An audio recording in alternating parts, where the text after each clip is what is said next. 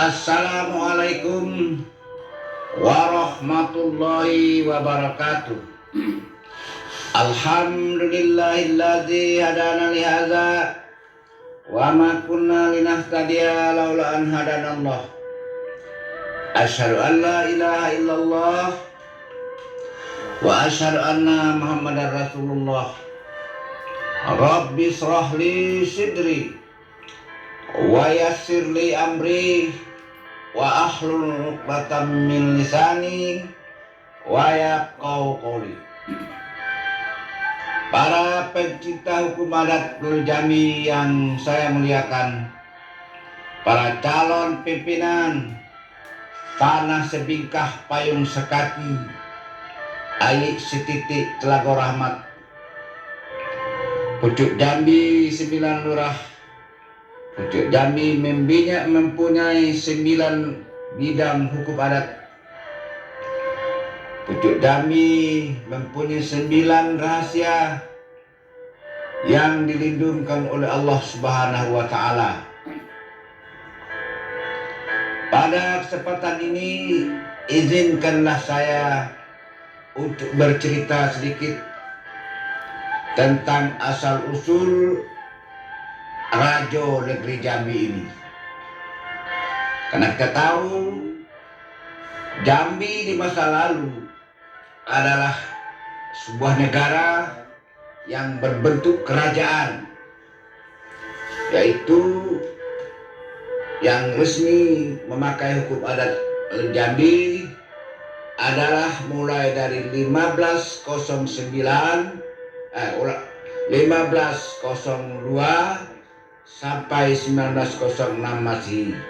Nah, selama tenggang waktu tersebut, itulah yang disebut dengan Kerajaan Islam Melayu Jambi. Nah, mulai dari orang Hitam sampai Sultan Tahal. Nah, itu Kerajaan Islam Melayu Jambi. Nah, berlakulah hukum adat yang bahasa di syarak bahasa di Kitabullah dikenal dengan istilah hierarkinya 5 ganjil, 4 genap, 9 sempurna. Nah, itu anunya. Nah, tetapi saya pada kesempatan ini ingin mengisahkan tentang legenda usul Kerajaan Jambi. Karena begini, ketika saya mengadakan penelitian hukum adat, saya kan keliling di Jambi ini. Nah, pada tahun 1970, 1 tahun menengah kata orang Jambi ini. Kemudian pada tahun 79, saya berkeliling lagi, tapi tidak sampai 1 tahun menengah, tapi 1 tahun, dalam 1 tahun itu. Nah, keliling gitu. Nah, ketika saya sampai di daerah Bungu, daerah Tebu, nah, ada daerah sumber yang bercerita kepada saya tentang usul-usul kerjaan Jambi. Saya catatlah itu anunya. Nah, menurut kata beliau ini banyak narasumbernya, bukan 1 orang. Nah, tapi tetap saja semuanya mengatakan menurut cerita, nah gitu. Jadi tidak ada yang bisa membuktikan, ini buktinya tidak ada. Nah, kayak gitulah. Menurut narasumber ini, dulu ceritanya Jambi ini ada 5 desa. Jadi belum ada manusia di Jambi ini katanya. Nah, yang ada tuh 5 desa inilah. Ini kan anunya, apa hebatnya. Nah, 5 desa itu belum mempunyai rajo.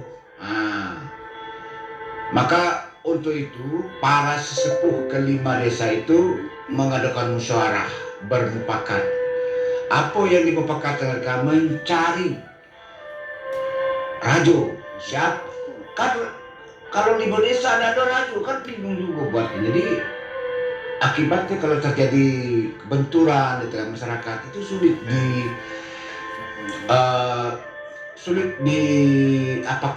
diselesaikan. Nah, kan jadi perlu ada seorang rajo, seorang pemimpin katanya. Nah, maka kumpullah putra cerdik pandai alim ulama yang ada dalam desa-desa itu, berkumpullah di 5 desa ini.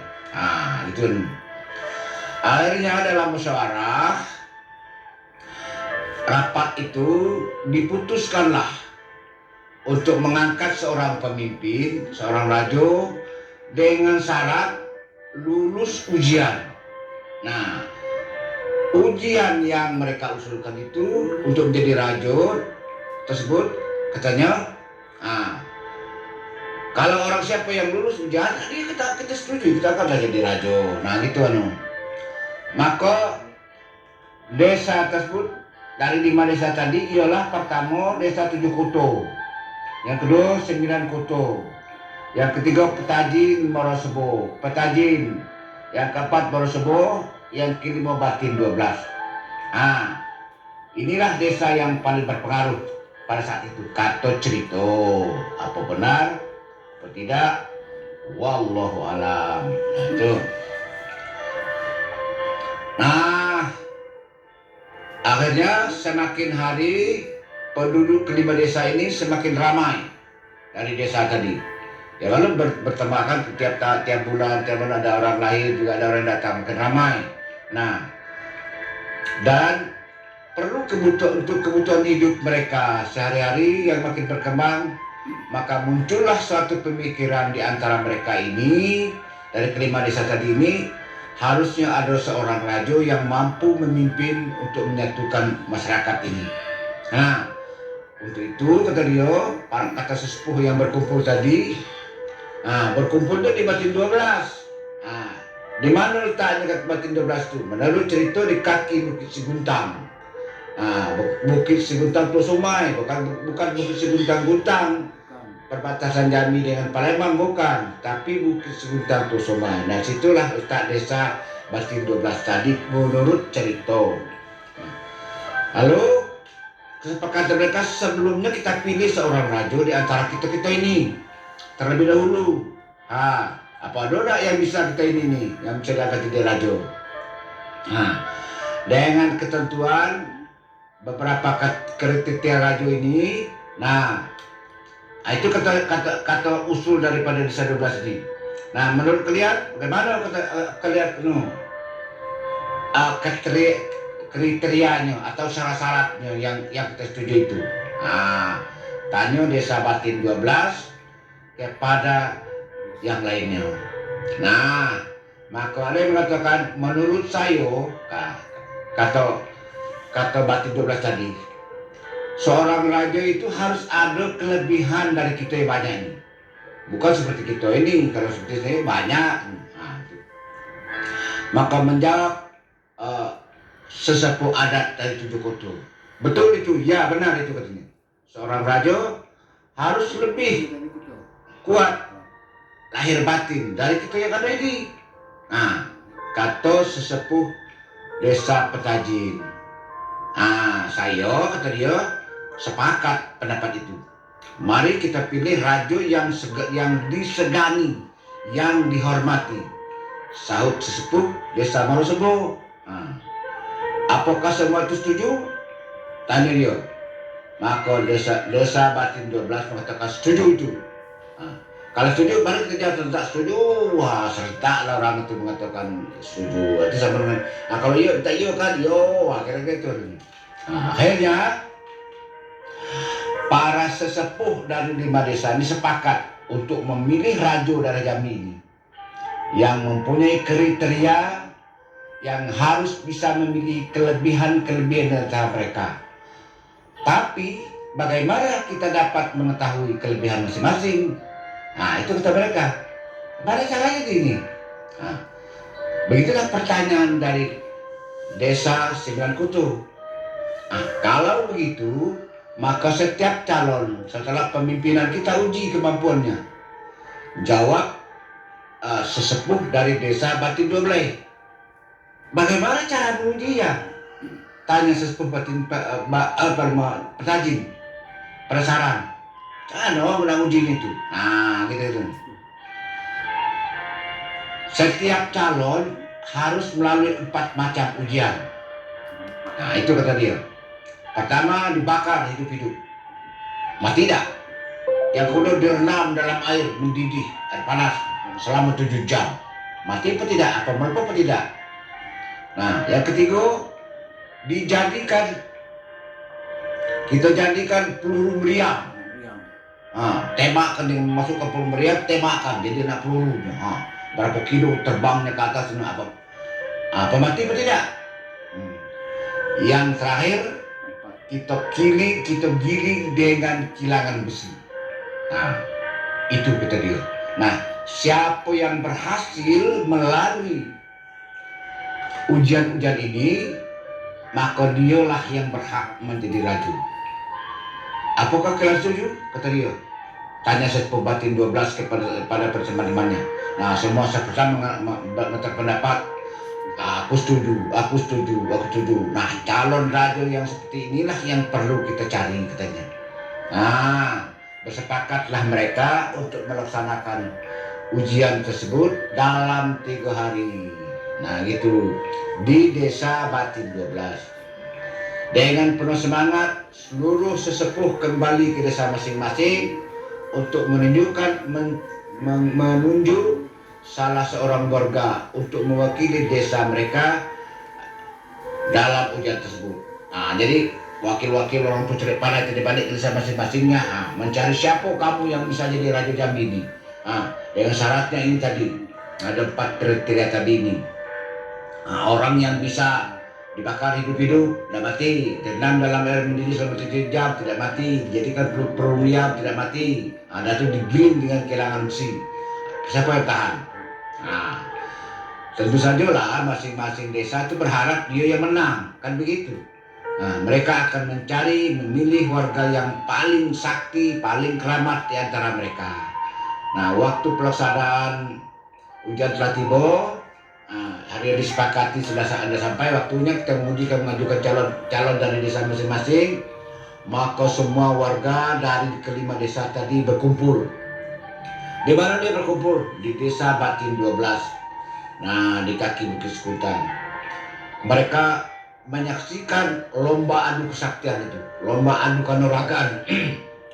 Memang cukup mendebarkan darah dadu gitu ya, melihat orang ya dibakar, direndam, diapa itu aja. Akhirnya setiap desa tadi telah mempersiapkan wakilnya masing-masing. Sebelum perlombaan dimulai, peserta berkumpul di tempat itu. Maka yang pertama tampil diundi terlebih dahulu. Nah, jadi dia harus ada undian dari 5 desa itu mengajukan namanya ini, akhirnya dibuatlah undian supaya lebih adil itu. Nah, setelah diundi, rupanya jatuh kepada utusan desa 9 Koto yang pertama. Nah, maka wakil desa masuklah ke tengah gelanggang. Jadi dari 9 Koto ini masuklah. Siapa wakil kamu? Siap. Masuklah dia untuk diuji. Nah, lalu diujilah, dibakar dengan api nyalo. Tubuhnya tidak terbakar, tidak hangus. Wah, pandai juga orang ini. Kemudian diuji yang kedua, ia direndam dalam air mendidih, namun tubuhnya tidak melepuh sedikit pun. 7 jam direndam, tidak melepuh. Kemudian ujian yang ketiga, dimasukkan dalam mulut meriam. Meriam besar itu masuklah badan situ, itu temakan. Dia terpental beberapa ratus meter, beberapa ratus debu gitu. Dia bangkit berdiri tegak seperti tidak ada apa-apanya. Wah, itulah. Jadi ujian pertama, kedua, ketiga lolos dia. Ada seluruh penonton kagum melihat kesaksian ini. Wah, kehebatan wakil dari desa 9 Koto ini. Akhirnya memasuki ujian yang terakhir, suasana mulai jadi hening. Seluruh penonton menjadi tegang karena ujian yang terakhir ini adalah ujian yang paling berat. Jika kesaktian wakil desa 9 Koto kurang ampuh, maka seluruh tulang akan hancur remuk, hilang. Ternyata benar. Belum sempat penggilingan itu menggiling seluruh tubuh wakil dari desa 9 Koto tadi, orang itu sudah meraung kesakitan. Tulang-tulangnya hancur dan remuk. Penggilingan dihentikan. Wakil desa 9 Koto tidak lolos dan gagal jadi Raja Jambi. Nah, itu ceritanya.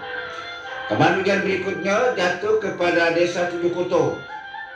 Dipersilakan memasuki gelanggang uji coba tadi. Setelah beberapa saat menunggu, mana wakil 7 Koto? Kata orang, ayo maju, seru panitia. Seru apa namanya itu, pilkada ini, panitia pilkada ini. Nah, kalau tidak berani maju, menurut saja, dia merasa dilecehkan panitia, calon desa Tujuh Koto ini maju. Malu dia. Siapa takut?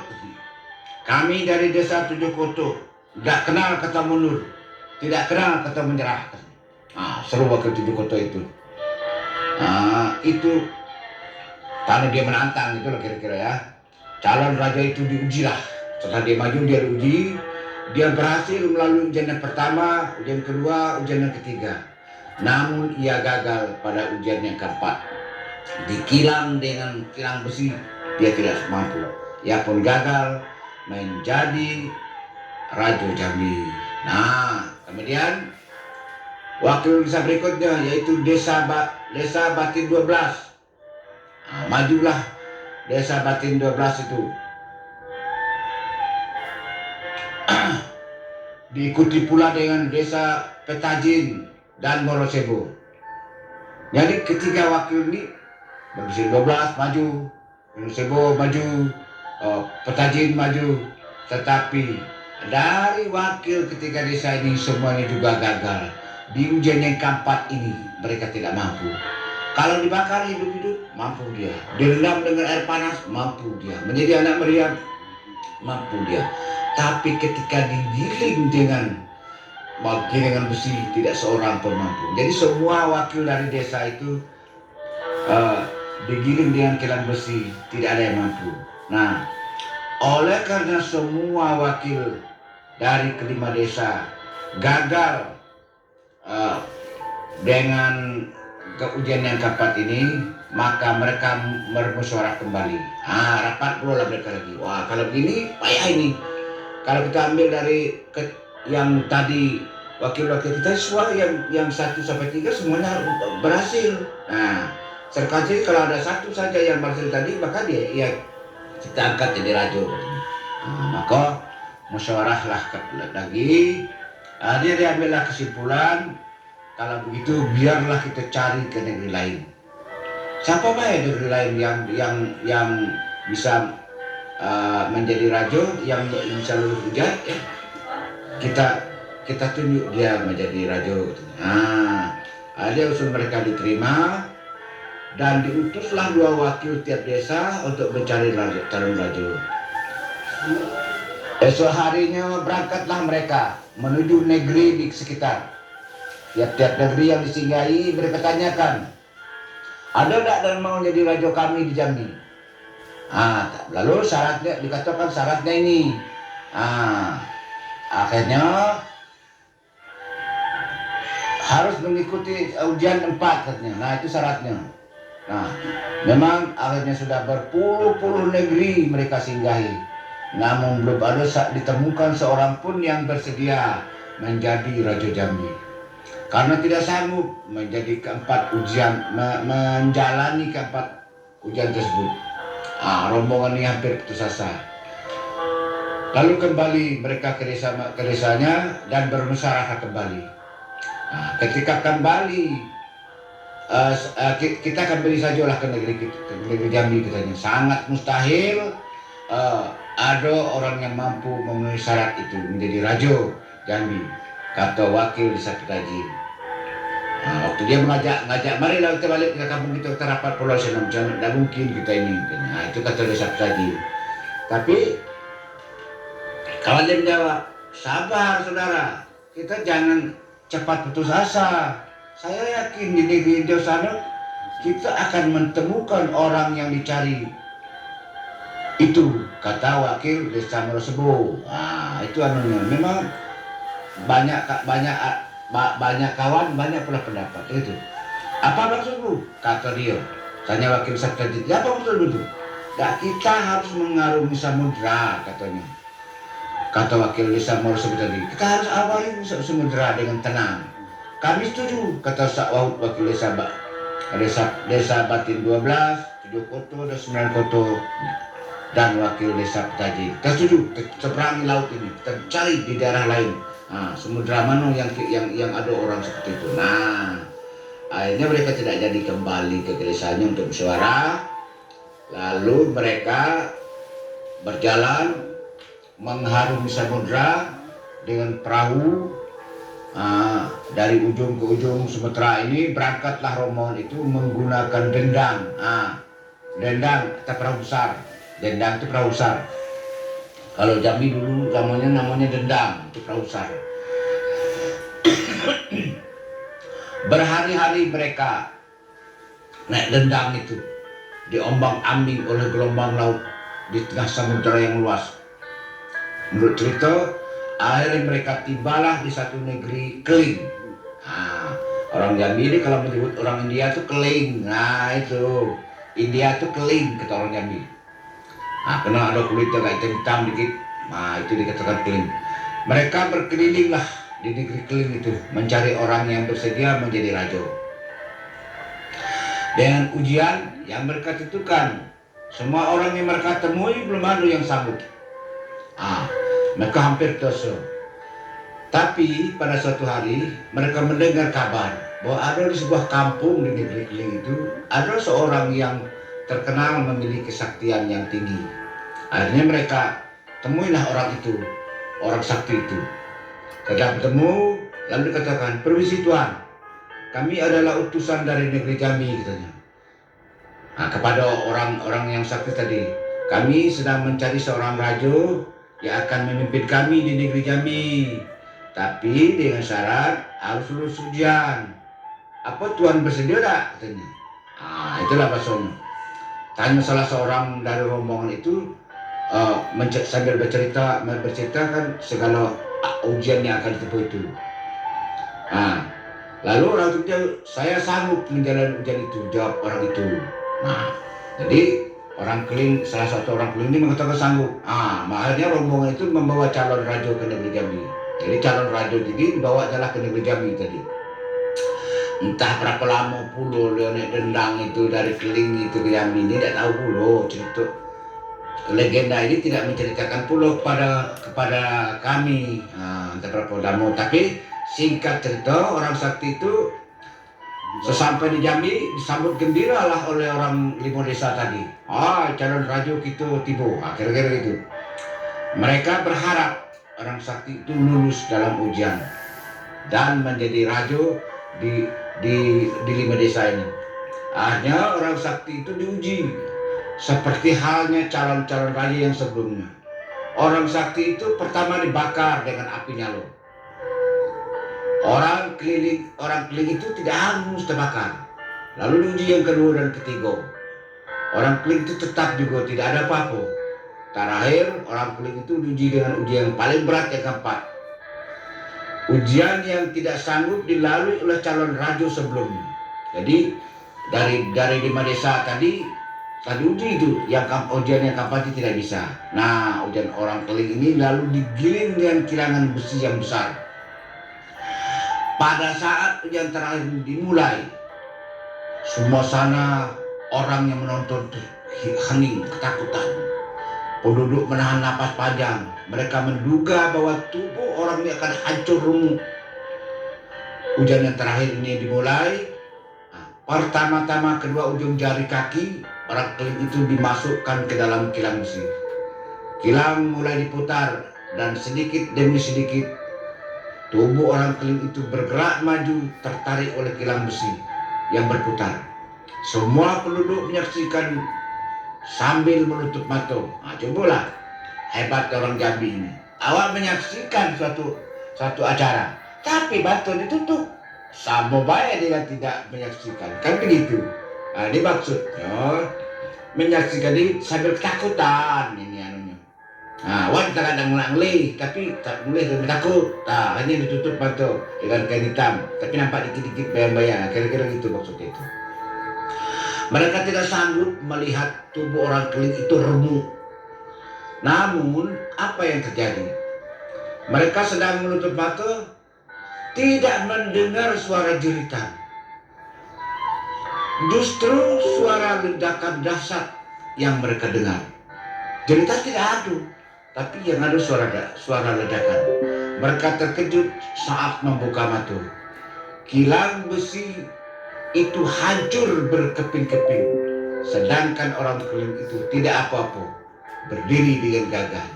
Bahkan dia tersenyum sambil bertepuk tangan. Penduduk yang semula ikut, yang tegang tadi, ikut bergembira ria melihat calon Raja Jambi ini bisa hidup. Nah, karena berhasil menemukan raja yang akan memimpin mereka, seluruh penduduk desa 7 kota 9 kota tersebut, Petajin dan Batin 12 segera bersiap-siap untuk membangun segala keperluan istana yang bagus untuk raja. Mereka juga siapkan bahan makanan untuk lek besar meresmikan penobatan Raja Negeri Jambi. Nah, beberapa bulan kemudian mereka berkat kerja keras seluruh warga, berdirilah sebuah istana yang megah, yang indah untuk orang keling itu pun, dan orang keling itu pun dinobatkan menjadi Raja Jambi. Nah, itulah cerita Raja. Demikianlah cerita usul asal Raja Negeri Jambi ini menurut legenda. Tetapi benar tidaknya kisah ini, tentu saja sulit kita mengatakan anak babi jantan makan beluluk nau gadis. Namun dari kisah ini ada yang kita petik, merupakan pesan-pesan moral yang terkandung di dalam cerita ini, kurang lebih ada sebagai berikut. Yang pertama, pesan moralnya, orang Jambi suka bermusyawarah. Jadi tidak ada persoalan hidup yang tidak bisa selesai kalau kita mau musyawarah. Nah, itu yang perlu diambil dalam hikmah ini. Yang kedua, hidup ini harus ada seorang pemimpin. Tak bisa kita bersutan ke batu, berajo hati, bersutan ke batu, tidak bisa. Harus ada seorang pemimpin dalam kehidupan bermasyarakat. Pemimpin harus mampu membimbing, mampu melindungi, mampu menjaga rakyat agar rakyat hidup dengan aman, damai dan sejahtera. Nah, inilah yang dikatakan oleh jangkau adat, batuah ayam ado induknya, batuah serai ado rumpunnya, batuah rumah ado tanganainya, batuah imam ado jemaahnya, batuah kampung ado tuanya, batuah dusun ado nenek mamanya, batuah alam ado rajanya. Nah, begitulah kisah atau pesan moral yang dapat kita ambil dalam legenda asal-usul negeri Jambi yang dipaparkan narasumber kepada saya. Benar atau tidak, Allah lah yang Maha tahu. Wallahu alam bisawab. Sudah saya paparkan segala nandape, sebaris tak lupa, setitik tak hilang. Ku adonan terlindung di balik daun, tinggal di hunut bakal lamun, bukan memelau paneh di lekuk, bukan bakwa mandi bakumpai, tidak basisi mandi ke laut. Kok kurang syukur ditukuk, kok jarang syukur disisip, kok rapat syukur diturang, syukur diuleh panjang di kampuh riba, alam tak kemang menyudahi. Tamat kaji kitab dilingkup, tamat gayung pedang diletak, hikayat habis sekitu sudah, sah samo dilunju batal samo diampang.